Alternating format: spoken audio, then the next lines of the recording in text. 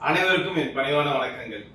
இந்த காணொலியில பாத்தீங்க அப்படின்னு சொன்னா, நாம இப்போ நடந்துட்டு இருக்க ஒரு முக்கியமான ஒரு பிரச்சனை, அதாவது ஸ்ரீபெரும்புதூர்ல சாம்சங் அப்படின்ற நிறுவனத்துல அந்த நிறுவன ஊழியர்கள் எல்லாரும் நிறுவனத்துக்கு எதிராக ஒரு ஸ்ட்ரைக்க ஒரு 30 நாளா நடத்திட்டு வராங்க.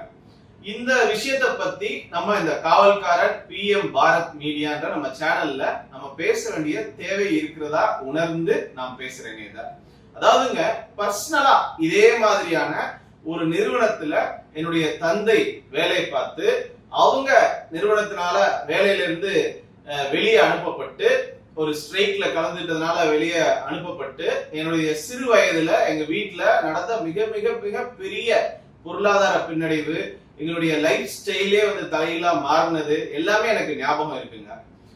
ஒரே ஒரு கேள்விதாங்க, மனசாட்சி தொட்டு சொல்லுங்க. இந்த சாம்சங் அப்படின்ற நிறுவனம் ஒரு கொரியன் நிறுவனம். இங்க ஒரு 1800 பேர் வேலை பார்க்கறாங்க. நம்ம ஸ்ரீபெரும்புதூர்ல தமிழ்நாட்டுல 1200 பேர் வரைக்கும் ஸ்ட்ரைக்ல ஈடுபட்டு இருக்காங்க. நல்லா புரிஞ்சுக்கோங்க, இவங்களுக்கு ஆதரவா இவன் பாட்டுக்கு வெளிநாட்டுக்கு போயிருவான் அப்படின்னு பேசாம, வெளி மாநிலத்துக்கு போயிருவான் அப்படின்னு பேசாம, இவங்களையும் பழிச்சு பேசாம, இவங்களுக்கும் ஆதரவா பேசாம ஒரே ஒரு கேள்விக்கு மட்டும் பதில் சொல்லுங்க. சாம்சங் நிறுவனம் மாதிரி இருக்கக்கூடிய எல்லா கார்பரேட்ஸ்க்கும் முதல் முக்கியத்துவம் இந்த எம்ப்ளாயினுடைய நலனா இல்ல அவருடைய ப்ராஃபிட்டா, அவனுடைய லாபமா? நிறைய பேர் சொல்லுவாங்க, இவனுடைய லாபம் அதிகரிக்கணும்னா எம்ப்ளாயி சந்தோஷமா இருக்கணும். ஆக சாம்சங் நிறுவனம் மாதிரி இருக்கக்கூடிய எல்லா கார்பரேட்டும் எம்ப்ளாயை சந்தோஷமா வச்சுக்கிறதுக்கு தான் முக்கியத்துவம் தருவான் அப்படின்னு சொல்லுவீங்க. ஆயினால அவன் எப்படி அவனோட எம்ப்ளாயிஸை விட்டு கொடுப்பான்? அவன் நல்லா, எம்ப்ளாயிஸ் நல்லா இருந்தாலும் கம்பெனி நல்லா இருக்கும்பீங்க. நான் கேட்கிறேன், இன்னும் ஒரு படி மனசாட்சி தொட்டு சொல்லுங்க, கொஞ்சம் டீப்பா அதுக்குள்ள போய் சொல்லுங்க. ஒரு படி மேல இந்த சாம்சங் தன்னுடைய எம்ப்ளாயிஸ் கவனிச்சுக்கிறத விட தன்னுடைய லாபத்தின் மீது தான் அதிக கவனத்தோட இருப்பான் அப்படின்றதுல ஒரு படி அட்லீஸ்ட் மேலையாவது அவன் இருப்பான் அப்படின்றதுல யாருக்காவது மாற்று கருத்து இருக்கா? நான் சொல்றேன், கண்டிப்பா எம்ப்ளாயிஸ்ன்றது எவ்வளவு முக்கியமோ அதை விட ஒரு படி மேலதான் தன்னுடைய லாபம் முக்கியம். அப்ப அவன் அதுதான் ஃபர்ஸ்ட். அவன் இங்க சோசியல் சர்வீஸ் பண்ண வரல, அவன் இங்க வந்திருக்கிறது லாபம் சம்பாதிக்க, இந்த நாடையும் இந்த மாநிலத்தையும் தேர்ந்தெடுத்திருக்கிறது அதுக்காக. இந்த காணொலியினுடைய நோக்கம் என்ன அப்படின்னு பாத்தீங்கன்னா, இதுல ஒரு 4 டைமென்ஷன்ல இந்த பிரச்சனைய நாம பார்த்துட்டு இருக்காங்க. நான் அந்த 4 டைமென்ஷன்லயே இந்த பிரச்சனைய தீர ஒரு ஸ்டடி பண்ணி இதுல ஒரு கருத்தை பகிர்றேங்க. இது முதல் போர்ஷன். முதல் இந்த 4 டைமென்ஷன்ல நடந்துட்டு இருக்க இந்த பிரச்சனைக்கு என்னுடைய பார்வையில முதல் பாத்தீங்கன்னா சாம்சங் நிறுவனத்தை பத்தி பார்ப்போங்க. சாம்சங் நிறுவனம் கொரியால இருக்கு. அந்த கொரியால இருக்கக்கூடிய அந்த சாம்சங் நிறுவனத்துக்கு நான் நேரடியா போயிருக்கேங்க. நேரடியா போய் நான் பார்த்திருக்கேன். இந்த நிறுவனத்துல பத்தின ஒரு சில விஷயங்கள் கொஞ்சம் ஆழமாவே எனக்கு தெரியும் அப்படின்ற ஒரு எண்ணத்துலதான் இதை நான் பகிர்றேன். நிறைய விஷயங்கள் அவங்கள பத்தி நான் படிச்சிருக்கேன். இந்த நிறுவனத்துல ஒரு 1800 எம்ப்ளாயிஸ் நம்ம தமிழ்நாட்டுல இருக்கிறாங்க. ஒரு 1200 பேர் வரைக்கும் நிறுவனத்துக்கு எதிராக இது பண்றாங்க. 15-17 வருஷமா இங்க கம்பெனி நடந்துட்டு இருக்கு. இப்ப அவங்க நிறுவனத்தை பொறுத்த வரைக்கும் இந்த சமீப காலத்துல அவங்க கொடுக்கக்கூடிய விஷயத்துல இந்த உள்ள இருந்து வேலை பார்க்க ஒரு 600 எம்ப்ளாயிஸ்க்கு எந்த பிரச்சனையும் இல்லை அப்படின்ற மாதிரி அவங்க ஒரு சில பேட்டிகள் கொடுக்குறாங்க. இந்த வேர்ல்டு HR பாலிசி அப்படின்னு சொல்லுவாங்க இல்லைங்களா, அந்த HR பாலிசி எல்லா நாட்டுக்கும் ஒரே மாதிரி தான் எங்களுக்கு அப்ளை ஆகும் அப்படின்னு அவங்க சைட்ல சொல்றாங்க. ஏற்கனவே உள்ள இந்த ஸ்ட்ரைக்ல கலந்துக்காம வேலை பார்த்துட்டு இருக்காங்க இல்லைங்களா, அவங்கள வச்சு பேட்டி கொடுக்க வர்றாங்க. எவ்வளவு எங்களை நல்லா பாத்துக்கிறாங்க, ஓவர் டைம் எல்லாம் கிடையாது, எங்க ஃபேமிலி இன்சூரன்ஸ் இருக்கு, எங்க அம்மா பாத்தீங்கன்னா இப்ப ஹார்ட் பேஷண்ட் அவங்களுக்கு ஒரு 4 லட்சம் ரூபாய் வரைக்கும் நான் இந்த இன்சூரன்ஸ் கம்பெனி கொடுத்த இன்சூரன்ஸ்ல தான் நான் சர்ஜரி பண்ணேன், எங்க கம்பெனில இப்படி இருக்கு அப்படி இருக்குன்னு சொல்லி கம்பெனியோடைய நல்ல விஷயங்கள் எல்லாத்தையும் ஒரு தரப்பு பாத்தீங்கன்னா எம்ப்ளாயிஸ்ல ஒரு தரப்பு பேச வச்சு அவங்க அவங்களுடைய விஷயங்கள் எல்லாத்தையும் சொல்லிட்டு வராங்க. இது கம்பெனி சைட்ல செஞ்சுட்டு இருக்குது. அதோட சேர்த்து கம்பெனியோடைய இன்னொரு முகத்தையும் இங்கிட்டு நாங்க இவ்வளவு நல்ல பிராண்டுன்றத எல்லாருக்கும் புரிய வைக்கிறாங்க ஒரு பக்கம். இன்னொரு பக்கம் என்ன செய்யறாங்கன்னா ஒரு 3 விதமான விஷயங்கள் சொல்றாங்க. என்னன்னைக்கெல்லாம் நீங்க வேலைக்கு வரலையோ அன்னைக்கெல்லாம் சம்பளம் கிடையாது. இந்த வேலைக்கு வராம தொடர்ந்து ஸ்ட்ரைக்ல இருக்கிறவங்கள நாங்க வேலையை விட்டு தூக்குறதுக்கான வாய்ப்பு அதிகமா இருக்கு. இதே மாதிரி நீங்க வந்து பாத்தீங்கன்னு சொன்னா தொடர்ந்து செஞ்சீங்கன்னா நாங்க இந்த மாநிலத்தை விட்டு இந்த நாட்டை விட்டு வெளியே போயிடுவோம் அப்படின்னு த்ரெட்டன் பண்ணி பிளாக்மெயில் பண்றாங்க. இது ஒரு பக்கம் சாம்சங் நிறுவனத்துல இருந்து அவங்க செஞ்சுட்டு இருக்கிறதும் அவங்க சைட்ல மூவ் பண்ணிட்டு இருக்க விஷயங்கள், இந்த ஸ்ட்ரைக் டுவர்ட்ஸா அவங்க என்ன செய்யறாங்கன்றது. அடுத்து பாத்தீங்க அப்படின்னு சொன்னா ஸ்ட்ரைக் செஞ்சுட்டு இருக்கவங்க சைட்ல இருந்து பாத்தீங்கன்னு சொன்னா சாம்சங் இந்தியா ஒர்க்கர்ஸ் யூனியன், அதாவது தொழிற்சங்கம், சாம்சங் இந்தியால ஒர்க் பண்றேன், சாம்சங் இந்தியா தொழிற்சங்கம் தானே நான் பேர் வைக்க முடியும், அது ஏன் வைக்க கூடாது, அது கோர்ட்ல நிலுவையில் இருக்கு. இது இல்லாம சம்பள உயர்வு ரொம்ப வருஷமா நாங்க கேட்டுட்டு இருக்கோம். இன்னைக்கு என்னங்க ஒரு பைக் இஎம்ஐ நான் எவ்வளவு கட்டுறேன், 5000 ரூபாய் கட்டுறேன், வீட்டு வாடகை என்ன, ஸ்கூல் ஃபீஸ் என்ன, பால் விலை ஏறி இருக்கு. இந்த மாதிரி ஒரு தனி மனிதனுடைய வருமானம் வந்து உயராம நாங்க எப்படி சமாளிக்கிறது? நாங்க இங்க 10 வருஷம் வேலை பார்த்துட்டோம், 12 வருஷம் வேலை பார்த்துட்டோம், 25,000 35,000 36,000 நாங்க கேட்கிறோம் அப்படின்னு சொல்லி எங்களுடைய வேலை நேரம் 8 மணி நேரமா இருக்கணும், பெர்மனன்ட் ஸ்டாஃப் ஆக்குங்க, டெம்பரரியா வச்சுக்கிறாதீங்க, பென்ஷன் ஸ்கீமா பர்மனண்டா இருந்தாதான் கிடைக்க வாய்ப்பு இருக்கு. இது மாதிரி நிறைய விஷயங்கள். எங்களுக்கு ஃபேமிலி இன்சூரன்ஸ் விஷயத்துல ஒரு கிளியாரிட்டி இல்ல, எங்களுக்கான இன்சூரன்ஸ் விஷயத்துல ஒரு சிலது இருக்கு. இப்போ இதெல்லாம் பாத்தீங்க அப்படின்னு சொன்னா நிறைய வருடங்களா cumulative of so many problems சொல்லுவாங்க இல்லைங்களா. ஒரு விஷயம் நடக்குதுன்னா அதுக்கு பின்னாடி புகஞ்சு தான் ஒரு நாள் வந்து அது பூதாகரமா வெடிக்கும்.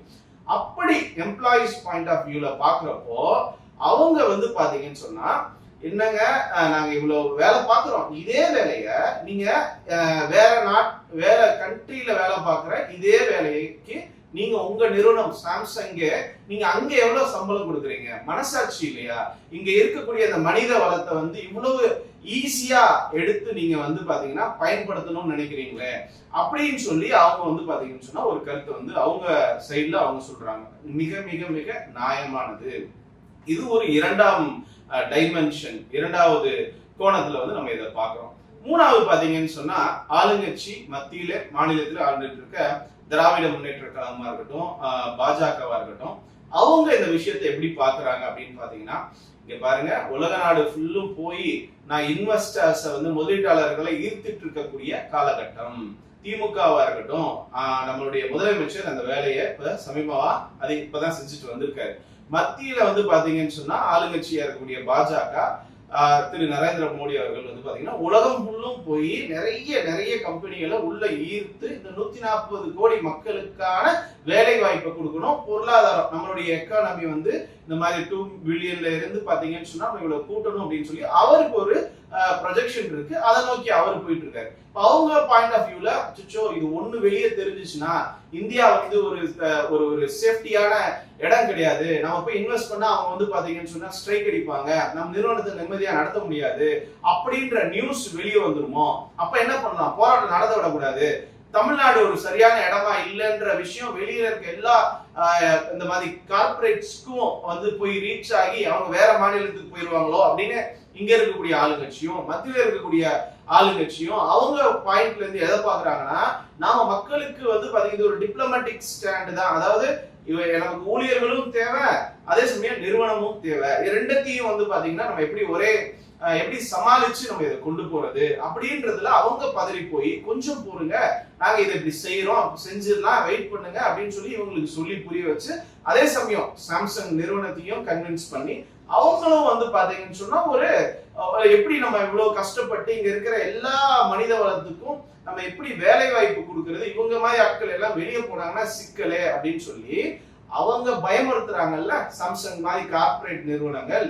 அதற்கு பணிஞ்சு அவங்களுக்கு வந்து பாத்தீங்கன்னு சொன்னா ஓப்பனா சொல்லணும்னா அவங்க சொல்றதுக்கு இவங்க அதிகபட்சமா எம்ப்ளாயிஸ் பத்தி யோசிக்கிறாங்களா இல்ல இவங்க வந்து பாத்தீங்கன்னா நிறுவனத்தை பத்தி யோசிக்கிறாங்களான்னு கேட்டீங்கன்னா ஒரு படி மேல இந்த நிறுவனம் வெளியே போயிடக்கூடாதுன்றதுக்காக தான் அதிகமான வேலைகளை இந்த அரசாங்கம் செய்து போய் ஐடி கார்டு வாங்கி போராட்டத்துக்கு போறவங்க ஊழியர்களை வந்து நோட் பண்றது, ஒரு விதமான உளவியல் தாக்குதல், ஒரு விதமான பயமுறுத்துறது.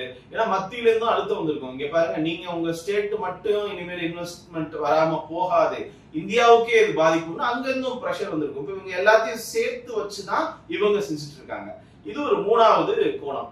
4வது கோணம் பாத்தீங்கன்னு சொன்னா மக்கள் எல்லாத்தையுமே பாக்குறாங்க. சாம்சங் என்ன சொல்றாங்க, அந்த நிறுவனம் வந்து என்ன மாதிரி தன்னுடைய எம்ப்ளாயிஸ் பாத்துக்கிறது. ஒரு HR வந்து பாத்தீங்கன்னு சொன்னா, இப்ப நம்ம CITU வந்து பாத்தீங்கன்னு சொன்னா தொழிற்சங்கம் போய் அந்த ஸ்ட்ரைக் பண்றவங்களுக்கு ஆதரவா இது போல நிறைய கட்சிகள் ஆரம்ப காலத்துல திமுகவே அந்த திமுக தொழிற்சங்கம் வந்து இந்த போராட்டத்துக்கு ஆதரவு தான் தெரிவிச்சு கைது வரைக்கும் அவங்க எல்லாருமே போயிருக்கிறாங்க. இங்க இப்ப என்னன்னா, மக்கள் எதாவது பாக்குறாங்கன்னா, சாம்சங் எப்படி வந்து அவங்களுடைய நடவடிக்கை எப்படி இருக்கு, இந்த ஸ்ட்ரைக் அவங்க எப்படி அணுகுறாங்க, அடுத்து வந்து பாத்தீங்கன்னா இவங்க பண்றது நியாயமா, இப்போ விட்டுட்டாங்கன்னு சொன்னா எல்லாருமே வந்து பாத்தீங்கன்னு சொன்னா வேற மாநிலத்துக்கோ இல்ல நாட்டை விட்டு போயிடுவாங்களே. அரசாங்கம், மத்திய மாநில அரசாங்கம் வந்து இது எப்படி அப்ரோச் பண்ணுது, இந்த மாதிரி 3 விஷயத்தையும் கலந்து மக்கள் எல்லாரும் என்ன பேசிக்கிறாங்கன்னா, அவங்க பாயிண்ட் ஆஃப் வியூல இருந்து அவங்களுடைய கருத்துக்களை ஒரு சிலர் என்ன சொல்றாங்க, சாம்சங் பண்றது கரெக்ட் தான், இவன் பாட்டுக்கு நிம்மதியா வேலை பார்க்கறத விட்டுட்டு நிம்மதியா இங்க வந்து முதலீடு செஞ்சு அவனுக்கு தேவையான விஷயத்த வந்து எடுத்துட்டு போறதுதான் அவனோட நோக்கமா இருக்கும். அப்ப அவன் வந்து பாத்தீங்கன்னா இங்க ஸ்ட்ரைக்னால என்ன ஆக போகுது, ஸ்ட்ரைக் நடக்கிறதே தப்பு அப்படின்னு ஒரு குரூப்பும், ஒரு குரூப் வந்து பாத்தீங்கன்னா பெரும்பான்மையானவர் வந்து பாவம் இல்லைங்களா, இவ்வளவு தூரம் வேலை வந்து பண்றாங்க, நீங்க இங்க வந்ததுக்கான மெயின் காரணம் லாபம் தானே, லாபத்தை ஈற்றனால தானே இங்க தொடர்ந்து இங்க இருக்கீங்க. இன்னொரு முக்கியமான விஷயம், எங்க கிட்ட மட்டும் தானே இவ்வளவு குறைவான சம்பளத்துக்கு இவ்வளவு கோடி ஆட்கள் இருக்காங்க, அப்போ நாம கைதானே உயர்ந்திருக்கு, நாம தானே வந்து பாத்தீங்கன்னா டிமாண்ட் வைக்கணும். ஏன்னா வேற நாட்டுக்கு போனீங்கன்னா 2 நாள் லீவ் கேட்பான், ஒரு நாளைக்கு ஒரு 8 ஹவர்ஸ்க்கு மேல ஒர்க் பண்ண மாட்டான், ஒரு சில கண்ட்ரில 6 மணி நேரம் தான் ஒர்க் பண்ணுவான். இப்ப இதெல்லாம் வந்து இங்க கிடையாது. அப்படி பாக்குறப்போ இவங்க பாவம் தானே, 10,000 சேர்த்து கொடுத்தா என்ன, இன்னைக்கு எவ்வளவு செலவுகள் ஆகுது அப்படின்னு சொல்லி மக்கள் பெரும்பான்மையானோர் வந்து பாத்தீங்கன்னு சொன்னா அந்த ஸ்ட்ரைக் அடிச்சிட்டு இருக்க அந்த ஊழியர்களுக்கு எதிராக இப்படி சாம்சங் பண்ணலாமா, வராத நாளைக்கு சம்பளம் தர மாட்டேன், நீ வந்து உனையதான் முதல்ல தூக்குவேன், நாளைக்கு எதா இருந்தாலும் நான் வேற மாநிலத்துக்கு போயிருவேன்னு பயமுறுத்துறது சரிதானா. நாளைக்கு வந்து பாத்தீங்கன்னு சொன்னா இதே ஒரு பழக்கம் ஆயிடுச்சுன்னு சொன்னா எல்லா நிறுவனமும் வந்து பாத்தீங்கன்னா இதை பின்வாங்கிட்டோம்னா பிரச்சனை ஆயிரும் அப்படின்ற மாதிரியும் நிறைய பேர் பேசுறாங்க. ஒரு சில பேர் வந்து நிறுவனம் வந்து நாளைக்கு போயிடுச்சுன்னு சொன்னா பேசிக்கா என்ன வேலையே இல்லைன்னா என்ன செய்வீங்க அப்படின்னு சொல்லி நிறுவனத்துக்கு ஆதரவாகவும் பேசிட்டு இருக்காங்க. இப்போ இதெல்லாம் நம்ம பார்த்தோங்க, இதுல வந்து நிறைய நிறைய நிறைய விஷயங்கள் நடந்துட்டே இருக்கு. நல்லா தெரிஞ்சுக்கோங்க. முதல் விஷயம், ஒரு கம்பெனி, ஒரு கார்பரேட் ஒரு இந்தியாவுக்கு வந்து இங்க ஒரு நிறுவனத்தை ஓபன் பண்ணி அவங்க வந்து இது ஹோம் அப்ளையன்சஸ் இது எல்லாமே இங்க வந்து வீட்டு உபயோக பொருட்கள் எல்லாமே தயார் பண்ணக்கூடிய ஒரு மேனுஃபேக்சரிங் யூனிட்டுங்க. இங்க வந்து பாத்தீங்க அப்படின்னு சொன்னா அவனுக்கு நல்லா இந்த ஒரு விஷயத்தை மட்டும் தயவு செஞ்சு புரிஞ்சுக்கோங்க. கார்பரேட் கம்பெனிக்கு லாபம் முக்கியமா இல்ல நம்மளுடைய எம்ப்ளாயிஸ்னுடைய வாழ்க்கை முக்கியமா அப்படின்றத பாத்தீங்கன்னா, ஒரு சில பேர் சொல்லுவாங்க எம்ப்ளாயிஸ் நல்லா இருந்தா தானங்க நிறுவனம் நல்லா இருக்கும், அப்ப நிறுவனம் என்ன பண்ணும், எம்ப்ளாயிஸ் நல்லா பாத்துக்கிறதுல தானே கவனம் செலுத்தும் அப்படின்னு ஒரு சில பேர் சொல்லுவாங்க. நான் அவங்கள்ட்ட கேக்குறேன், இந்த கம்பெனி நல்லா பாத்துக்கோங்க, இந்த கம்பெனி எம்ப்ளாயிஸ்னுடைய நலன் வந்து முதல் முக்கியத்துவமா இல்ல அவனுடைய லாபம் முதல் முக்கியத்துவமா, ரெண்டுமே வந்து இன்டர் கனெக்டட், ரெண்டுமே முக்கியம் தான் அப்படின்னு சொன்னாலும் திரும்பவும் மனசாட்சியை தொட்டு சொல்லுங்க. தயவு செஞ்சு இந்த வீடியோ பார்த்துட்டு இருக்க எல்லாத்தையும் கேட்கிறேன், மனசாட்சியை தொட்டு சொல்லுங்க. ஒரு படி மேல தன்னுடைய லாபம் தான் முக்கியம்ன்றதுல அந்த நிறுவனம் இருக்குமா இருக்காதா? நாளைக்கு லாபம் இல்லைன்னா இவங்க எல்லாத்தையும் அப்படியே கையை கழட்டி விட்டுட்டு போயிருமா போயிடாதா? நட்டத்திலேயே இயங்கிட்டு இருக்குமா? ஆக இந்த ஒட்டுமொத்த இந்த பிரச்சனையுடைய சாராம்சத்துல நம்ம என்ன புரிஞ்சுக்கிறோம்னா, இந்த சாம்சங் நிறுவனம் ஒரு படி மேல தன்னுடைய சுய லாபம் தான் முதல் முக்கியம். இதுல எந்த மாற்று கருத்துமே இல்லை. அவனுடைய லாபம் முதல் முக்கியம். ரெண்டாவது வந்து பாத்தீங்கன்னு சொன்னா ஒரு படி குறைவா இல்லைன்னா நிறைய படி குறைவா, நிறுவனத்தை பொறுத்து இது மாறும். ஏன்னா நான் சாம்சங் நிறுவனத்தை இதே கொரியால நேர்ல அவங்க எம்ப்ளாயிஸ் கூட போய் அங்க இருந்து உரையாடி இருக்கேன். நிறைய விஷயங்கள் அவங்கள பத்தின விரிவான இது தெரியும். நல்லா பாத்துக்குவாங்க. நல்ல ஹெச்ஆர் பாலிசி. ஒரு சர்ஜரினா ஹெச்ஆர் ஹாஸ்பிட்டலுக்கு வந்து அந்த எம்ப்ளாயோடைய ஃபாதர் மதர் யாரா இருந்தாலும் கூட இருந்து பார்ப்பாங்க, ஒக்கே கொடுப்பாங்க, எல்லாம் ஓகேங்க. ஆனா பிரைமரி மோட்டோ ப்ராஃபிட் அது இல்லைன்னா அவன் கலந்து போயிட்டே இருக்கும். அப்படி பாக்குறப்போ நீங்க நல்லா புரிஞ்சுக்கோங்க, இவ்வளவு கோடி மனித வளம் நம்ம நாட்டுல இருக்கு. நாம ஒரு கை அப்பர் ஹேண்ட், நம்ம கொஞ்சம் கூட தான் நிக்கிறோம். இந்த ஒரு இடத்துல நம்ம ஒற்றுமையா பார்த்துட்டு இருக்க எல்லா லட்ச கோடிக்கணக்கான நம்மளுடைய தமிழ் சொந்தங்கள் எல்லாருமே நீங்க என்ன பண்ணணும்னா, இதுக்கு எம்ப்ளாயிஸ்க்கு ஆதரவா நாம குரல் கொடுக்கணும். எப்படி? நேர்ல போயா? இல்ல சோசியல் மீடியால. இப்ப இது நம்ம குரல் கொடுக்கறதுனால என்ன ஆகும்? பிரச்சனை ஆகுமா அப்படின்னு நினைக்காதீங்க.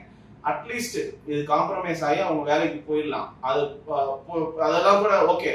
ஆனா அவங்களுக்கு எப்படின்னா, நாம இங்க ஏதாவது ஒண்ணு பண்ணோம்னா இப்படி வந்து மக்கள் எல்லார்கிட்ட இருந்து இவ்வளவு பெரிய எதிர்ப்பு நம்ம பார்க்க வேண்டியது இருக்கும். அப்ப அரசாங்கம் என்ன பண்ணும்? இங்க பாருங்க, நாளைக்கு இங்க வரப்போ இங்க தொழிற்சங்கம் ஆரம்பிப்பாங்க. எந்த கார்பரேட்டா இருந்தாலும் இந்திய அரசியலமைப்பு சட்டம் லேபர் லா என்ன சொல்லுதோ அதற்கு உட்பட்டு இங்க நிறுவனம் நடத்தணும்.